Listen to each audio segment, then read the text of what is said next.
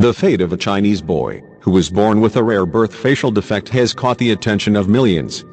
The child, born in southern China's Hunan province, suffered from a severe transverse facial cleft, which means there are two huge gaps appearing from both sides of his mouth, leading towards his ears.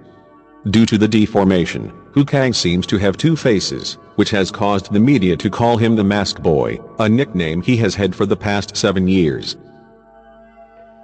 Huikang was born on March 4 in 2009 to a humble family of farmers from Zhongsha town in Xiongtan City, according to a previous report by Changsha Evening News. Instead of the joyful feeling a new mother would have while meeting their baby for the first time, Huikang's mother, Yi Liangxi, said she was devastated. She said, at first the doctors would avoid showing her the baby after Huikang was delivered.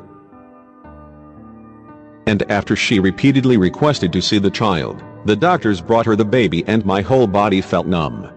She said, I saw the child was crying, and I cried too. I felt my heart had broken. Why would this happen to me? Yi Liangxi, who was 23 years old at the time of his birth, was not only shattered by her son's birth defect, but also puzzled. The woman said that she had undergone 3 ultrasound scans, and 1 Doppler ultrasound scan during her pregnancy. No deformation had been detected. Huikang's grandmother even said that a lot of the family's acquaintances suggested they should throw away the child, but she said, how could we do that? Living in a traditional and impoverished village in rural China, Huikang's family were teased and looked down upon by their neighbors for the boy's unusual appearance. Huikang's story was heavily reported in 2010, when his mother took her 163 military hospital in Changsha for treatment. The press and public expressed an outpouring of sympathy towards Huikang and his family, who struggled with expensive medical bills. Wang Duquan, a doctor from the hospital, told a reporter at the time that Huikang's condition was extremely rare and very serious.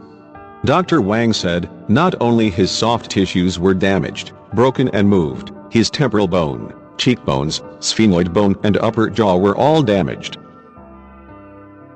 With the donations from the public, the child's family were able to afford surgical operations for Huikang in 2010, which reportedly cost some £47,200. On May 19 and September 1, Huikang underwent 2 operations at 163 military hospital. Dr. Duquan, who led the treatment, said in an TV interview with Hunan public channel that both operations were successful. However, he added that Huikang would need to wait for about 10 years to see if his facial bones would grow in a normal way. TV footage at the time showed that Huikang had already looked better after the first operation.